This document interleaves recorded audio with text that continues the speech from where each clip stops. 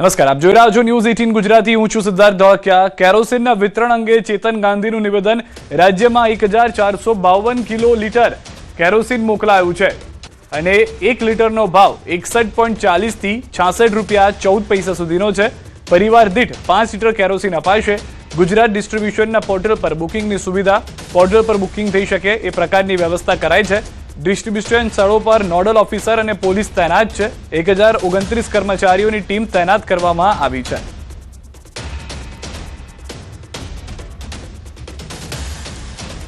Kerosene का allotment हुआ है जो हमारे गुजरात स्टेट में 1452 KL अलॉटमेंट किया गया है। हर एक डिस्ट्रिक्ट को उसके हिसाब से उसको प्राइस डिसाइड करनी रहती है।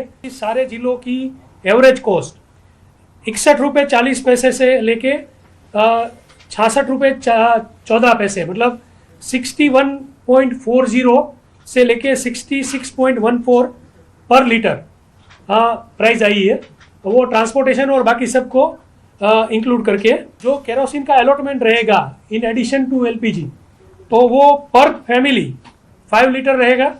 और अगर कोई इंस्टीट्यूशन है तो पर इंस्टीट्यूशन 25 रुपीज़ रहेगा। इसके लिए अप्लाई होने के लिए एक ऑनलाइन प्लेटफॉर्म तैयार कर दिया गया है। तो पेट्रोल और डीजल ने लईने महत्वना समाचार। इंडियन ऑयल कॉर्पोरेशन द्वारा खुलासो, पेट्रोल डीजलनी अछत मात्र अफवा हती। आईओसीना नोडल ऑफिसर संजीव बेहराનું નિવેદન। રાજ્યમાં પેટ્રોલ ડીઝલની કોઈ અછત નથી।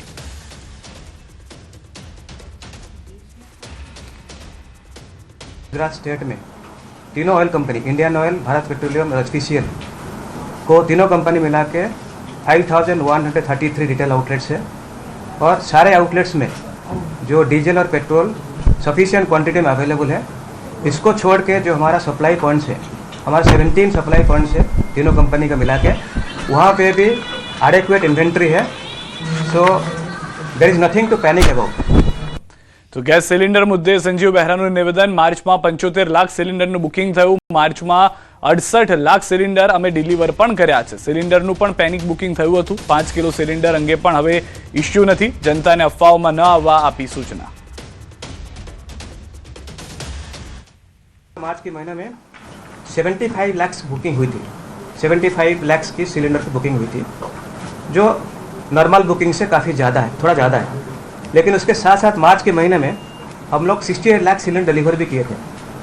ऑलमोस्ट जितना बुकिंग हुआ था ऑलमोस्ट उतना कि थोड़ा सा कम बुकिंग डिलीवरी किया था। हम लोग 5 kg सिलेंडर्स 23 मार्च से लेके 4 अप्रैल तक करीब 74,000 5 kg सिलेंडर गुजरात मार्केट में दिए। અમદાવાદ રેલવે સ્ટેશન પર આરપીએફના જવાને દેવદૂત બની અને એક મુસાફરનો જીવ બચાવ્યો। મળતી માહિતી મુજબ પરિવાર સાથે સુરતથી ગાંધીધામ જતો મુસાફર અમદાવાદમાં નાસ્તો લેવા માટે ટ્રેનમાંથી નીચે ઉતર્યો, પરંતુ ટ્રેન ચાલુ થઈ જતા ઝડપથી ચડવા જતા સંતુલન ગુમાવી પ્લેટફોર્મ નીચે પટકાયો। આ સમયે આરપીએફના સતર્ક જવાનોએ પ્લેટફોર્મ નંબર 1 પર તરત જ દોડી જઈ મુસાફરને બચાવી લીધો। સમગ્ર ઘટના સીસીટીવીમાં કેદ થઈ છે। દ્રશ્યોમાં પણ જોવા મળી રહ્યું છે। આ પહેલી વારની ઘટના નથી। અનેક વખત મુસાફરોને કહેવામાં આવ્યું છે, વારંવાર કહેવામાં આવી રહ્યું છે કે ચાલુ ટ્રેને ચડવાનો પ્રયાસ ન કરવામાં આવે, પરંતુ અનેક લોકો સમજતા નથી ને ત્યારબાદ આ રીતની પરિસ્થિતિ જે છે તે સર્જાય છે। ચાલુ ટ્રેનમાં મુસાફર જે હતા તે દોડીને ચડવા જતા હતા, એ દરમિયાન જ તે લપસી જાય છે। ટ્રેન અને પ્લેટફોર્મની વચ્ચેની જે જગ્યા છે તેમાં મુસાફર આવી જાય છે। વાપી રેલવે સ્ટેશન પર આરપીએફના જવાનો વધુ એક વખત દેવદૂત બન્યા હોવાની ઘટના સામે આવી છે। મેંગલુરુ જંકશનથી સુરત તરફ જઈ રહેલી special train Vapi railway station પર પહોંચી થોભી હતી। આ દરમિયાન એક યાત્રી સુરત જવા માટે આ ટ્રેનમાં સવાર થયા। જો કે ટ્રેન ચાલુ થયા બાદ જાણવા મળ્યું કે આ ટ્રેનમાં તેઓને બેસવાનું જ નહોતું। આથી તેઓ ચાલુ ટ્રેનમાંથી નીચે ઉતરવાનો પ્રયાસ કરી રહ્યા હતા, જે દરમિયાન તેઓ અચાનક નીચે પટકાયા અને પ્લેટફોર્મ અને ટ્રેનની નીચે વચ્ચે આવવાની શક્યતા હતી, પરંતુ એ વખતે જ પ્લેટફોર્મ પર ફરજ પર તૈનાત આરપીએફ જવાને તાત્કાલિક યાત્રીને બચાવી મુસાફર જે હતા તેમનો જીવ બચાવી લીધો। હાલ અકસ્માતની ઘટના સીસીટીવીમાં કેદ થઈ છે। સોશિયલ મીડિયામાં ભારે વાયરલ થઈ રહ્યો છે।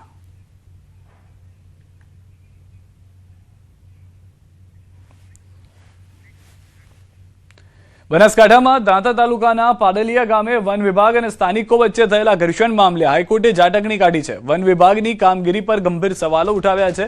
હાઈકોર્ટે ટિપ્પણી કરી કે સામાજિક પ્રશ્નોનું નિરાકરણ લાવવાની જગ્યાએ શક્તિ પ્રદર્શન કરવાનો પ્રયાસ કેમ થયો। હાઈકોર્ટે સવાલ કર્યો કે 500 લોકો હુમલો કરવા કેમ મજબૂર થયા।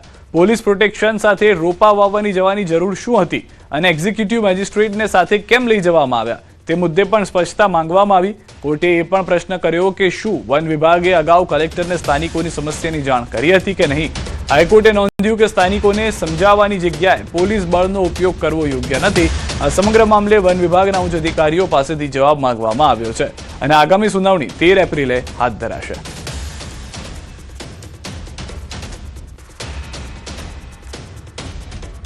રાજકોટના એસ્ટ્રોન ચોકમાં જાહેરમાં મારામારીની ઘટના સામે આવી છે। વિકાસ મેડિકલની પાસે બે યુવકો જાહેરમાં બાખડ્યા હતા। જાહેરમાં મારામારીનો વિડીયો સામે આવ્યો છે। બે યુવકો વચ્ચે અચાનક બોલાચાલી બાદ મારપીટ થઈ હતી, જે બાદ લોકોનું ટોળું એકઠું થઈ ગયું હતું। દ્રશ્યો પણ આપ જોઈ રહ્યા છો। બે યુવકો સામસામે ઝઘડતા હોય તેવા દ્રશ્યો જોવા મળી રહ્યા છે। એસ્ટ્રોન ચોકની આ ઘટના હોવાની જાણકારી હાલમાં મળી રહી છે। પહેલા લોકો સમજાવવાનો પ્રયાસ કરે છે, છૂટા કરવાનો પ્રયાસ કરે છે, એ દરમિયાન આ રીતના મારામારીના દ્રશ્યો સર્જાયા હતા।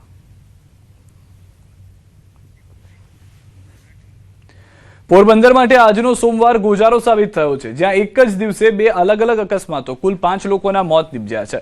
સવારે બે બાઇક વચ્ચે થયેલા અકસ્માતમાં 4 યુવાનોના મોત થયા, જ્યારે બપોરે ખાપટ કોલીખડા રોડ પર સ્કૂલ રિક્ષા પલટી જતા 7 વર્ષના બાળકનું દુઃખદ મોત નીપજ્યું।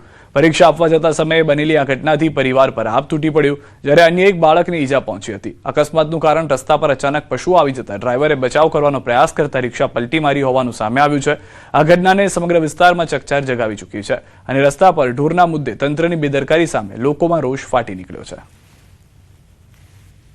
5 યુવાનોને ગંભીર ઈજા થઈ છે, એમાં 3 વાલ્મીકી સમાજના 2 અને 1 ખારવા સમાજનો એક્સપાયર્ડ થયો છે।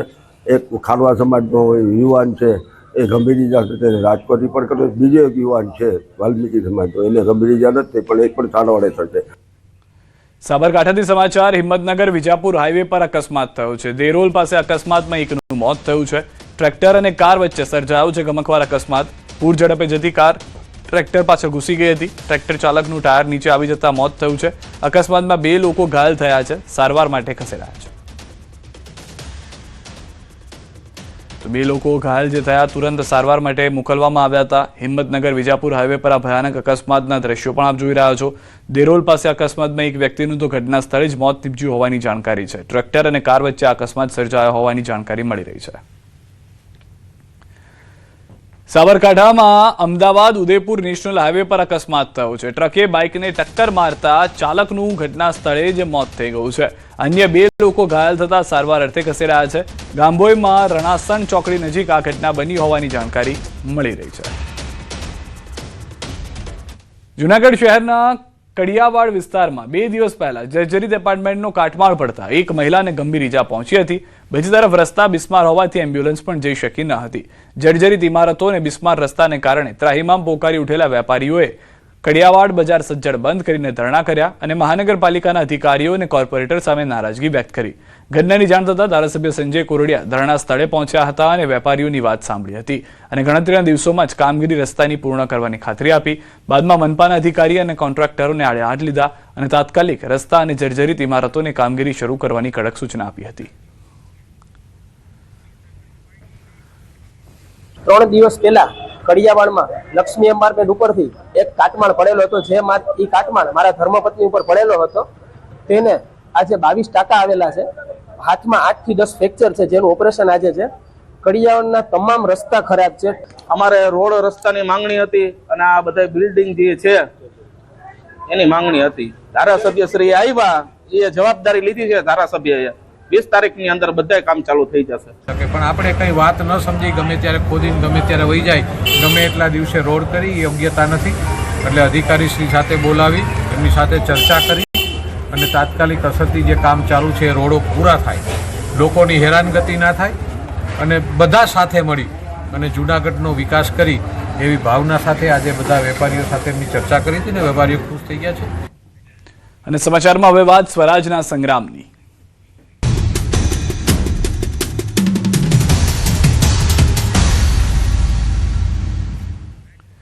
જૂનાગઢ ભાજપના વોર્ડ 3ના કોર્પોરેટરનું સભ્યપદ રદ થયું છે। કોર્પોરેટર અબ્બાસ કુરેશીનું સભ્યપદ રદ। ગુજસી ટોક ગુનામાં અબ્બાસ કુરેશી હાલ જેલમાં બંધ। સતત 3 સામાન્ય સભામાં ગેરહાજર રહેવા પર કાર્યવાહી। મ્યુનિસિપલ કમિશનરે સભ્યપદ રદ કરવાનો કર્યો હુકમ, 20 માર્ચથી વોર્ડ નંબર 3ની 1 બેઠક ખાલી જાહેર.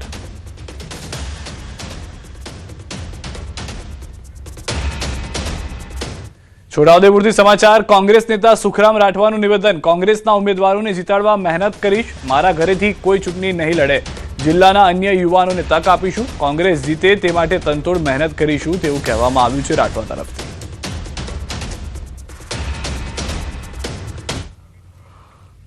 છોટાઉદેપુર જિલ્લામાં બને એટલી બેઠકો જીતવા માટે મારે જ્યાં જ્યાં જવું પડે ત્યાં જઈને પાર્ટીનો પ્રચાર કરીને પાર્ટીના ઉમેદવારોને જીતાવવા. સ્વાભાવિક છે કે મેં જાહેરાત કરેલી છે, મારા કુટુંબમાંથી કોઈ ચૂંટણી લડવાનું નથી, આ તમને કહી દઉં. આગામી સ્થાનિક સ્વરાજ્યની ચૂંટણીઓ પહેલા ખેડામાં રાજકીય ગરમાવો વધી રહ્યો છે. નડિયાદના કમલમ કાર્યાલય ખાતે 500થી વધુ કોંગ્રેસી કાર્યકરો ભાજપમાં જોડાયા. મહેમદાબાદ અને માતર વિસ્તારમાંથી 500થી વધુ કોંગ્રેસી કાર્યકરો અને અગ્રણીઓ ભાજપમાં જોડાતા રાજકીય સમીકરણો બદલાયા છે. પૂર્વ તાલુકા કોંગ્રેસ પ્રમુખ પરબતસિંહ ડાભી સહિત અનેક આગેવાનો પોતાના સમર્થકો સાથે ભાજપમાં સામેલ થયા છે. સ્થાનિક સ્તરે ટિકિટ વિતરણમાં અવગણના થવાના કારણે અસંતોષ ફાટી નીકળ્યો હોવાનું સામે આવ્યું છે. કાર્યક્રમમાં જિલ્લા ભાજપના નેતાઓએ નવા સભ્યોનું સ્વાગત કર્યું અને આવનારા સમયમાં વધુ 1500થી 2000 કાર્યકરો ભાજપમાં જોડાવાની શક્યતા વ્યક્ત કરી છે.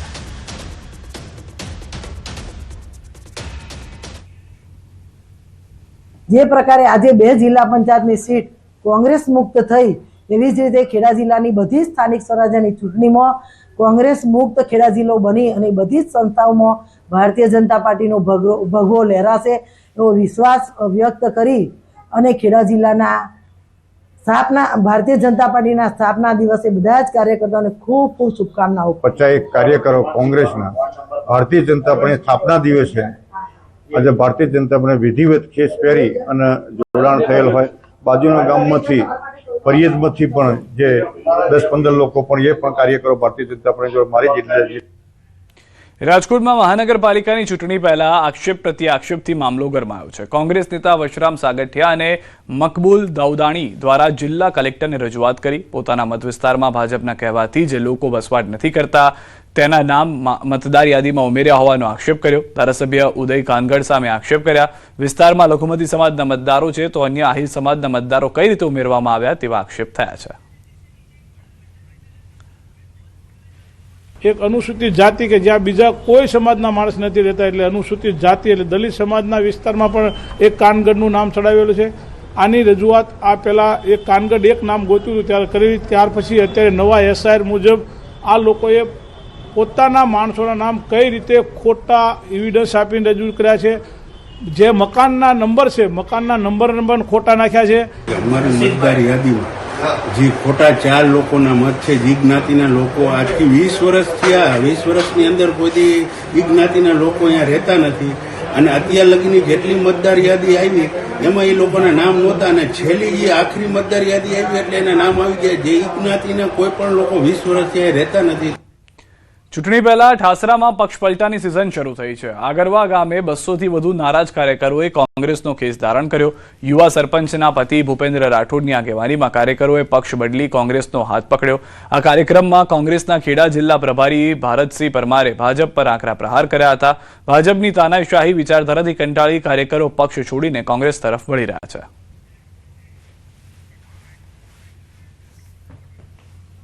જનતા પાર્ટીની વિચારધારાથી કંટાળીને, ભારતીય જનતા પાર્ટીની તાનાશાહીથી કંટાળીને 200થી વધારે કાર્યકરો ભારતીય જનતા પાર્ટી સાથે છેડો ફાડીને આજે કોંગ્રેસમાં જોડાયા છે. હાલોલ પાવાગઢ રોડ પર આવેલા સ્ક્રેપના ગોડાઉનમાં ભીષણ આગ લાગી છે. આગ પ્રસરતા નજીક વિસ્તારમાં અફરાતફરીનો માહોલ જોવા મળ્યો છે. વિકરાળ આગને લઈને આકાશમાં ધુમાડાના ગોટે ગોટા ઘટનાની જાણ થતાં હાલમાં હાલોલ ફાયર વિભાગની ટીમ પહોંચી છે. ફાયરના જવાનો દ્વારા પાણીનો મારો ચલાવીને આગને કાબૂમાં કરવાના પ્રયાસ થઈ રહ્યા છે. વિકરાળ આગને કાબૂ કરવા સ્થાનિક તંત્રે ઉઠાવી છે ભારે જહેમત. સ્થાનિક પોલીસના જવાનો પણ સ્થળ પર પહોંચ્યા છે. હાલોલથી આ દ્રશ્યો આપ જોઈ રહ્યા છો. વિકરાળ આગને કાબૂમાં લેવાના પ્રયાસ થઈ રહ્યા છે. પાવાગઢ રોડ પર સ્ક્રેપના માલ સામાન જે પડ્યો હતો, સ્ક્રેપનું ગોડાઉન જે હતું ત્યાં આગળ ભીષણ આગ લાગી હોવાની જાણકારી છે, પરંતુ એના જે ધુમાડા છે તે દૂર દૂર સુધી ગયા છે. આગ લાગતા અફરાતફરીનો માહોલ પણ સર્જાઈ ગયો હતો. તમામ લોકો જે આસપાસના વિસ્તારમાં હતા, જે શ્રમિક પરિવાર હતા, શ્રમિકો હતા, તેઓને દૂર કરવામાં આવ્યા છે અને હજી પણ આગ કાબૂમાં ન આવી હોવાની જાણકારી મળી રહી છે. અને દ્રશ્યો જે રીતે આપ જોઈ રહ્યા છો કે આગ લાગતા ભયંકર કાળા ધુમાડા જે છે તે જોવા મળી રહ્યા છે. આસપાસના વિસ્તારોમાં 2 થી 5 કિલોમીટર દૂર સુધી આ આગના ધુમાડા જે છે તે પહોંચી ગયા છે. કાળા ડિબાંગ વાદળો બનીને આકાશમાં હાલમાં જતા જોવા મળી રહ્યા છે, પરંતુ પાણીનો જે મારો ચલાવવામાં આવી રહ્યો છે, સતત પાણીના મારાથી આશા રાખવામાં આવી રહી છે કે ફાયરની ટીમ તુરંત જ આગ પર કાબુ મેળવી લેશે. પાવાગઢ પાસે આસપાસના વિસ્તારના લોકોને પણ સુરક્ષિત રાખી શકાય તે માટેના પ્રયાસ પણ શરૂ કરવામાં આવ્યા છે. ફાયરની ટીમ સાથે પોલીસની ટીમ પણ ઘટના સ્થળે પહોંચી છે અને આગમાં કાબુ લેવાના જે પ્રયાસ ચાલી રહ્યા છે તેમાં પણ મદદરૂપ થઈ રહી છે. જે સ્ક્રેપનું ગોડાઉન છે તે સ્ક્રેપનું ગોડાઉનમાં આગ લાગી હોવાની જાણકારી છે. વધુ માહિતી ન્યૂઝ 18 સંવાદદાતા રાજેશ પાસેથી મેળવીશું. રાજેશ, શું પરિસ્થિતિ છે હાલમાં સમગ્ર ઘટના જે આગની ઘટી છે તેમાં? હાલની જો વાત કરવામાં આવે તો હાલ આગ ઉપર કાબુ મેળવવાનો સતત પ્રયાસ ચાલુ છે. હાલોલની ફાયર બ્રિગેડ ટીમ દ્વારા આગ ઉપર કાબુ મેળવવાનો પ્રયાસ કરવામાં આવે છે. સાથે સાથે જ આજુબાજુના જે ફાયર સ્ટેશન છે તેની પણ હાલ મદદ લેવામાં આવી રહી છે, પરંતુ 2 થી 3 જે ગોડાઉન છે તે આગની લપેટમાં આવી ગયા છે અને આગ ભયાનક સ્વરૂપ ધારણ કરી રહી છે. તેથી હાલ ચિંતાનો વિષય જોવા મળી રહ્યો છે. પણ મહદઅંત છે હાલ જે પ્રકારે પાણીનો મારો ચલાવી અને આગ ઉપર કાબુ મેળવવાનો પ્રયાસ છે ત્યાં સુધી આગ ઉપર કાબુ મેળવી લેવાશે એવું હાલ સૂત્રો જણાવી રહ્યા છે. જી આભાર રાજેશ સમગ્ર માહિતી બદલ. અને હવે વાત ગુજરાતીઓનું અપમાન કેમની?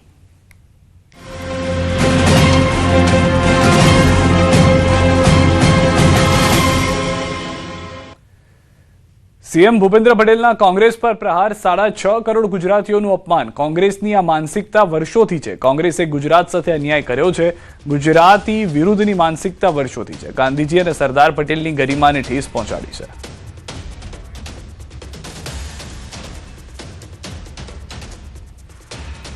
સાડા 6 કરોડ ગુજરાતીઓનું તો અપમાન કર્યું જ છે. સાથે સાથે પૂજ્ય મહાત્મા ગાંધીજી અને સરદાર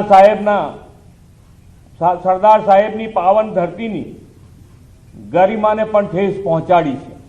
ગુજરાત અને ગુજરાતીઓ વિરુદ્ધની કોંગ્રેસની આ માનસિકતા આજકાલની નથી પણ વર્ષોની છે. દેશની એકતા અને અખંડિતતાના શિલ્પી સરદાર સાહેબને ભારત રત્ન ન આપીને તેમની પણ કોંગ્રેસે ઉપેક્ષા કરી હતી. નાયબ મુખ્યમંત્રી હર્ષ સંઘવીનું નિવેદન બીમાર માનસિકતાની નિશાની છે. આ પહેલી વાર નથી. કોંગ્રેસની આવી જ માનસિકતા છે. કોંગ્રેસ વારંવાર અપમાન કરે છે. કોંગ્રેસીઓ સતત ગુજરાતીને ગાળો આપે છે. राजनीति में वैचारिक मतभेद हो सकते हैं, लेकिन किसी भी राज्य के सभी नागरिकों को अपमान करना, अपनी बौद्धिक क्षमताओं पर सवाल उठाना, ये केवल अशोभनीय नहीं है, बल्कि ये कांग्रेस की संपूर्ण बीमार मानसिकता बयां करती है. ખડગેના નિવેદન પર અમિત ચાવડાની સ્પષ્ટતા. ખડગેજીના નિવેદનને થોડી મરોડીને રજૂ કરાયું. ચૂંટણી નજીક હોવાથી ભાજપનો રાજકીય લાભ લેવાનો પ્રયાસ. તમે નિવેદનને તોડી મરોડીને વાત કરીએ છે. આખા ગુજરાતના લોકો, દેશ અને દુનિયા જાણે છે કે કોંગ્રેસનું નેતૃત્વ પણ ગુજરાતથી જ આવેલું છે અને અત્યારે ગુજરાતમાં ચૂંટણીઓ છે એનો રાજકીય લાભ લેવાનો ભારતીય જનતા પાર્ટી પ્રયત્ન કરે છે. અમદાવાદ મહાનગરપાલિકાની ચૂંટણી માટે કોંગ્રેસે ચૂંટણી માટે પોતાનો મેનિફેસ્ટો કર્યો છે જાહેર. અમદાવાદ શહેર માટે કોંગ્રેસનું કમિટમેન્ટ જાહેર કરાયું. કોંગ્રેસે રસ્તા અને ઇન્ફ્રાસ્ટ્રક્ચર સહિતના 15 જેટલા કમિટમેન્ટ અમદાવાદની જનતાને આપ્યા. કોંગ્રેસ નેતા ભરતસિંહ સોલંકીએ પ્રેસ કોન્ફરન્સ મેનિફેસ્ટો વિશે માહિતી આપી હતી. પ્રદૂષણ મુક્ત અમદાવાદ, સાબરમતી નદીને શુદ્ધ કરવાનું કોંગ્રેસે આપ્યું વચન. કોર્પોરેશનમાં ખાલી પડેલી 11,687 નોકરીઓમાં કાયમી ભરતી થશે. ભરતસિંહ સોલંકીના ઘસાયાના તૂટે તેવા હાલમાં જે નિવેદનો છે તે પણ જોવા મળી રહ્યું છે. સાથે તેઓએ તે પણ કહ્યું છે કે મજબૂત રોડ બનાવીશું તેવું પણ તેમના તરફથી કહેવામાં આવ્યું છે. અમદાવાદ મ્યુનિસિપલ કોર્પોરેશનની ચૂંટણી એ સમગ્ર ગુજરાત માટે સૌથી મહત્વની ચૂંટણી છે અને એટલા માટે કોંગ્રેસ પાર્ટીએ આ કોર્પોરેશનમાં કોંગ્રેસ પાર્ટી અમદાવાદના નાગરિકો માટે શું કમિટમેન્ટ કરશે એના માટે કોંગ્રેસના કમિટમેન્ટ નક્કી કરીને આ ઇલેક્શન મેનિફેસ્ટો નક્કી કર્યો છે. વડોદરા શહેરમાં હાલ એક ગંભીર સમસ્યા ઊભી થઈ છે જે સીધી રીતે લોકોની રોજિંદી જીવન અને ખિસ્સા સાથે જોડાયેલી છે. કમર્શિયલ ગેસની અછત અને તેના બેફામ ભાવ વધારાને કારણે હોટલ અને રેસ્ટોરન્ટ ઉદ્યોગ મુશ્કેલીમાં મુકાયો છે. ગેસના વધતા ભાવને કારણે ઘણા રેસ્ટોરન્ટ બંધ થવાને આરે છે. વડોદરા શહેરની ગલીઓ અને મુખ્ય માર્ગો પર એક સમયે ધમધમતી રેસ્ટોરન્ટ્સ અને ઢાબા આજે ચિંતામાં ગરકાવ દેખાઈ રહ્યા છે. જ્યાં પહેલા લોકોની ભીડ ઉમટી હતી ત્યાં હવે ગેસની અછતને કારણે બંધ જેવા બોર્ડ નજરે પડે છે. કમર્શિયલ ગેસના ભાવમાં થયેલા વધારાએ 2500 થી 5000 રૂપિયા સુધી પહોંચેલા સિલિન્ડરે વ્યાપારીઓને સંકટમાં મૂકી દીધા છે. हमारे गैस ની સમસ્યા થઈ ગઈ તો અમારે ઘેર જવાની સંભાવના થઈ ગઈ. ખાવાનું કઈ છે નહીં, ગેસ ચાલતો નહીં, ગેસનો બોટલ નહીં મળતો. ગેસના બોટલો કોમર્શિયલ મળતા બંધ થઈ જવાથી આ જરા તકલીફ ઊભી થઈ છે. એના માટે ઓફિસમાં કોમર્શિયલ કનેક્શન લેવા માટે ફોર્મ ભરીને 40,000 ડિપોઝિટ આપીને ફોર્મ ભરાવડાવ્યું. બધા લારીઓ બંધ કરીને બેઠા છે વડોદરામાં. 50% લારી ધંધા બંધ છે. અમારે ગેસની અછતના લીધે બધા માણસો જતા રહ્યા છે અને એક માણસનો 5 માણસ હોય પરિવારમાં તો મારે ત્યાંથી 50 માણસના ભોજન તો બંધ જ થઈ ગયા છે. રોજી રોજગાર એકદમ ઠપ થઈ ગયા છે. રેસ્ટોરન્ટના મેનુ ઓછા કર્યા છે અમે લોકોએ. જે સિલેક્ટેડ મેનુ રાખ્યા છે કે ભાઈ જે પબ્લિકને બી પરવડે અને અમને બી પરવડે. ચલાવીએ છીએ. અત્યારે તો કોઈ પ્રોફિટમાં ચાલતું નથી, બધું લોસમાં જ જાય છે. પણ હવે આટલા વર્ષો ધંધો કરીએ છીએ તો ધંધો બંધ નથી કર્યો. પણ જો પરિસ્થિતિ ખરાબ થઈ તો કદાચ અમારે બી શટર બંધ કરવાનો નંબર આવે. જે જાન્યુઆરી ફેબ્રુઆરીમાં અમારી પાસે જે 8 કે 10 જ કનેક્શનની જે માસિક ડિમાન્ડ આવતી હતી, જે ગયા મહિનામાં જે યુદ્ધની પરિસ્થિતિ પછી લગભગ 100-125 કનેક્શનોની નવી અરજીઓ આવેલી છે અને એમાં રોજના અમે 4 થી 5 કનેક્શનો કરી અને હજી પણ વધારે ટીમ મૂકી અને જેટલું જલ્દી બને એટલું અમે કનેક્શન આપવા હમણાં કટિબદ્ધ છે. આ પાણીના કનેક્શન જેવું છે નહીં કે કદાચ લીકેજ થાય તો પાણી એ થાય. આ સેફટી અને લોકોની સેફટી જોડે જોડાયેલો અને કોઈકની જાનહાનિ પણ થઈ શકે એવું, એટલે આમાં પૂરતી સેફટી રાખીને અમે કનેક્શનો વધુમાં વધુ આપવા કટિબદ્ધ છે.